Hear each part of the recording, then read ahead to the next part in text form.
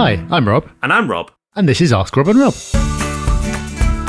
Hello everyone, welcome to Ask Rob and Rob, the show where you give us your wonderful property-related questions and we do our very best to return with answers that offer some value. That format has been consistent for a long time now. I'm going to continue with it today. But if you want to get involved, here's how you can get on the show. Yeah, it's so easy. All you have to do is go to propertyhub.net/ask, and there you'll find all the instructions you need to send us a voicemail, to give us a phone call, or to submit a written question for our Sunday Times column. But all in the same place, propertyhub.net/ask. And Luke has successfully navigated to that page and followed the instructions this week, so let's hear his question.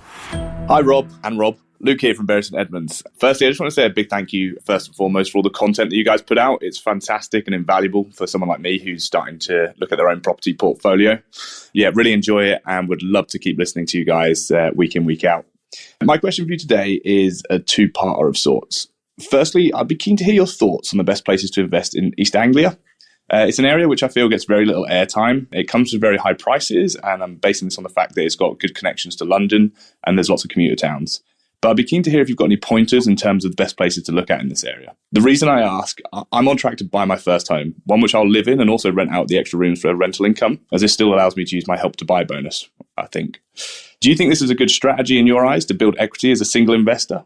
Keen to get your thoughts. Luke, thank you for your question. And I will answer it. But before I give you an answer and some potential recommendations for you to look into further, I think it's important to understand why, on the property podcast at least, you've not heard us talk about East Anglia. And that is simple. It's because we believe currently there are better places to invest. And our picks of the best places to invest are driven by fundamentals, really basic things. So things like investment, transport links, employers, all the type of things that make an area a solid investment case now and in the future as well.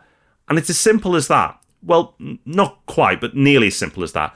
Because the bit then we have to do on top when picking our areas is look for areas that are undervalued. Looking at areas that we feel offer potential, that people just aren't seeing the obvious opportunity. So in the past, we picked Manchester and that's gone great guns. And now we're pretty big on Derby and we believe Derby has huge potential as well. So that's how we pick our areas. So are there any areas in East Anglia that fall into those categories? Well, a lot of areas are immediately ruled out because of the poor transport links. There are a few places, though, that do have good transport links. Cambridge, for example, the super transport links, really good, really strong economy, great tech scene, biotech as well. Lots going on in Cambridge, of course. The university, not too shabby either. So overall, Cambridge has fundamentals galore. However, it doesn't offer much value. So that's why we've stayed away from Cambridge as a recommendation. So are there any areas with strong fundamentals and potential of some value opportunity? I'd pick two. I'd pick Colchester and Peterborough. They're probably the only two places right now, and maybe Ipswich, but certainly Colchester and Peterborough, and with the potential of Ipswich, would be the areas that I would consider making an investment, because the transport links are pretty decent too. The fundamentals are reasonably strong, and compared to Cambridge at least, it offers decent value. What I'm not saying is run out and invest in those areas. What I am saying is, if you want a short list, that's where your research should start. So go and look into those areas a little bit more. You may be very familiar with them already. If you're looking for some encouragement and some endorsement, I suppose that's it. But with me saying that I do believe there are other areas in the country right now with stronger investment cases. But Luke, if you are more comfortable investing in your local area, you've got some places to look at. Okay, let's have our next question from Joe. Hello, Rob and Rob. Thank you so much for such a helpful podcast. My name is Joe. My query is related to mortgage renewals for buy-to-lets. I've had 5-year mortgages that are coming to an end, which were at a very good rate, like for many people. My broker is advising me that as the rent in my properties is not high enough, it is best to remortgage with my current lenders. I would like to hear your views on this. I will be increasing the rent on the properties as well. But yes, just your thoughts on putting more money towards the properties to see if the mortgage that I can get can improve, or follow my mortgage broker's advice? Thank you very much. Joe, thank you for your question, and not a situation that is unique at the moment. Lots of people, of course, are going to be coming off very attractive rates and going on to less attractive rates. And what you're coming up against, by the sound of it, is that your rents are not high enough to pass stress tests for those new higher rates based on the amount of borrowing you've currently got. So you do basically have two options. One is to, as your broker says, do a product transfer. So this is where you stick with the same lender and move from your current deal onto one of the other deals, normally a fixed rate that they have available right now.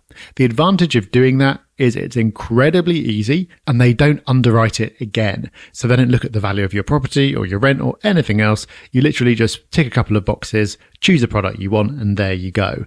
So that's an easy way of keeping things going, and effectively buys you some time to sort your issue out. The disadvantage, of course, is that your lender may not have the best rates that are currently available. So you'd be better off switching to another lender if you could, but of course you can't. The other option is to put some more money in. So if you reduce the amount that you want to borrow, then you'd be able to pass the stress test because the rent would need to cover a smaller amount of borrowing. So you could take some of your own cash savings, if you've got those, use those to reduce your mortgage, which might give you more options. Is that a good idea? It very much depends. It's a completely personal thing. If you're in the mode of wanting to build your portfolio still, then the advantage of being able to get a somewhat cheaper mortgage rate is probably not going to be enough compared to the opportunity cost that you're losing by putting all of that money back into the same properties you've already got, rather than being able to put them towards a new one. But if you're like, well, this is it, I've got what I want now, I don't need to do any more, and you've got the cash sitting around, then maybe it is. You can work it out, because what you're losing is the interest you're making in the bank, and what you're gaining is the interest payments that are reducing between your product transfer option and the option with a new lender. So you can work out mathematically whether that's a good trade. So I would say work with your broker to figure out which the best option is, but your broker is not going to have all the context that you do in terms of knowing your goals. So start from there. You did mention that you're going to be increasing the rent. And again, this is a situation that I've been in, many others have been in as well, where we've been a little bit lax with increasing the rent, not wanting to rock the boat.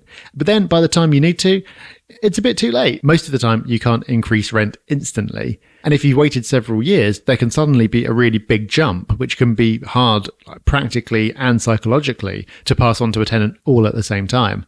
So whatever you do, Joe, I would encourage you to start the process of getting your rents up to where they should be and keep on doing that. Keep increasing your rent on an annual basis if the market supports it, because then it means next time you're in a situation of needing to remortgage, you've already done what you can on the income side of things. So then it's just a matter of what the mortgage market looks like at the time. So hope that helps and good luck. So that is us done for another week. Thank you to Joe and Luke for their questions. If you've got a question of your own, remember you can send it our way at propertyhub.net/ask, and we'll see you back here for the Property Podcast on Thursday. Until then, bye-bye. Bye-bye.